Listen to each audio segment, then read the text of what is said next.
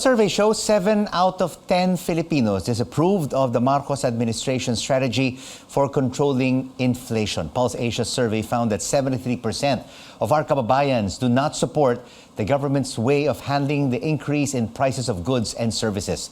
This is a double-digit increase from the 56% reported in a similar survey in September of last year. Joining us now is the president of Pulse Asia, Ronald Holmes. Ronald, thank you so much for joining us. Why are more Filipinos dissatisfied with this administration on how it's handling inflation, which is rising prices? Yeah, basically, I think it's really a question of whether those prices have declined or whether the pace of increase has been somehow slackened. We did see official statistics that there is a decline in terms of inflation rate. But it doesn't normally register automatically in terms of the decline of the goods, the price of goods and services.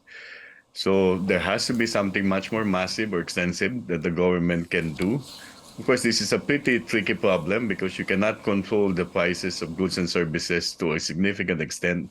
But at least you can somehow make sure that some of the things that lead to these increases can be attended to by governments, such as, for example, logistical support and other things. Yeah, we saw in the month of November, that the inflation rate was at 4.1%. The month of December was at 3.9%. But those numbers only came out in early January. So one can see, Ronald, that economics were the main issues of our kababayans. Controlling inflation, increasing workers' wages, mas mataas na sweldo, job creation, trabaho. We still have a very high number of our kababayans out of jobs, more than 3 million, and poverty reduction.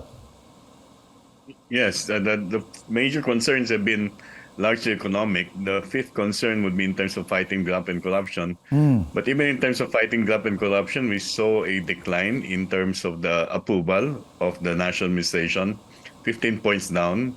And the disapproval on this particular issue was also quite significantly increased by 10 points. So these are issues I think that the national administration should attend to and can be able to attend to if they basically focus on these particular issues. So when you say graft and corruption, Ronald, specifically, what are our kababayans disappointed with in terms of the graft and corruption issues in this administration?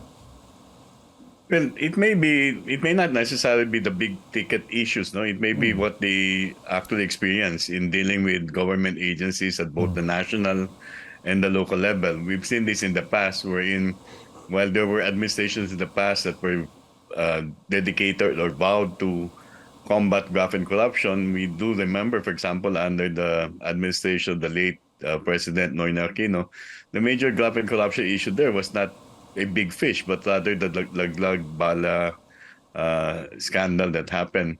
Right now, maybe that's the sentiment of many Filipinos. They still see difficulty in terms of transacting with government, or that in those transactions there are money politics issues or political or graft and corruption is involved or corruption is involved. Yeah, that's still a big issue right now in the country, the ease of doing business. And did we see any issues regarding the confidential funds, the 450 billion peso increase in unprogrammed funds, also impacting sentiment against this administration, Ronald? Well, the confidential fund issue came out at the end of the last quarter. That's the third quarter. It was still being discussed. But somehow it was resolved already even prior to the survey when both houses of Congress eventually decided to eliminate the confidential fund among agencies that are not supposed to have it. With regard to the unprogrammed expenses, unprogrammed budget or funds, this came later, after the survey period. And then, Rico, what we need to understand also is that these are issues that people may not necessarily be aware of. And even if they are aware, these are issues that are not so easy to understand, or they're farther from Well, the most important concern really would be bread and butter issues for this matter. Oh, yung as they say, yung may impact sa bituka, no? And that is inflation.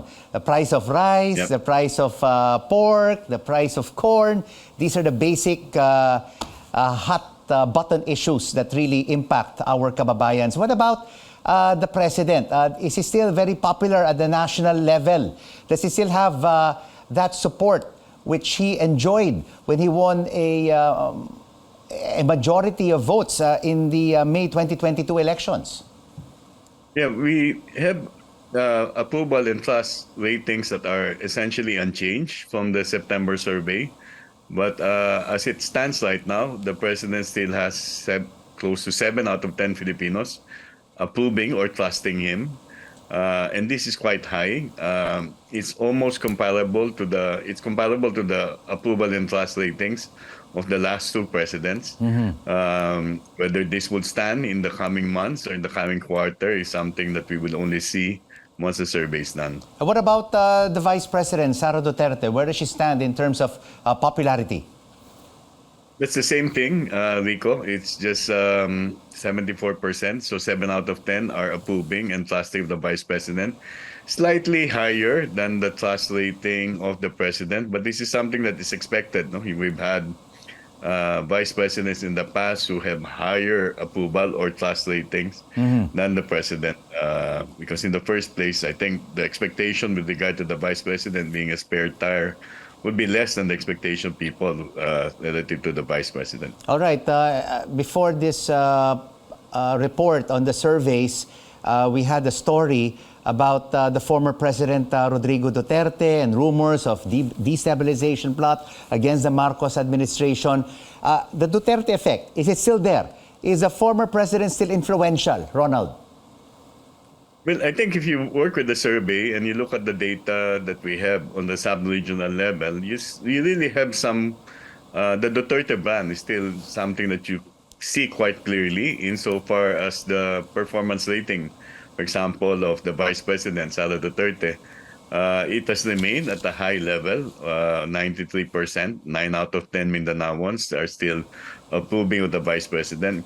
So one could say that in Mindanao, the Duterte's influence, the Duterte brand still carries a lot of mileage, and that's a political capital that can be used at this point in time by the active member of the family who is in a top national position. All right. Other groups that we have spoken to have already released their survey on potential senators in the next election in 2025. When are you going to release yours, Ronald? Hopefully by the middle of this year. We do conduct it, but it's too early to release it. There are names there. Those are the names that you normally see also in other surveys, popular figures, the electionists. But since the list is quite long, and you will see a lot of movement insofar as people who are aspiring for the Senate. So the baseline should be something that we would be able to get either on the second quarter or the third quarter of the year before the filing of the candidacy. When is the next Pulse Asia survey going to be released? So this is a quarterly survey, so we hope to have the release of the next one by April. That first quarter will be done sometime in February and March, and then the subsequent one will be at the beginning of the third quarter for the second quarter survey. All right, Ronald, thank you so much for joining us. Happy New Year and sharing with us this very important data from the latest Pulse Asia survey. The president of the group, Ronald Holmes.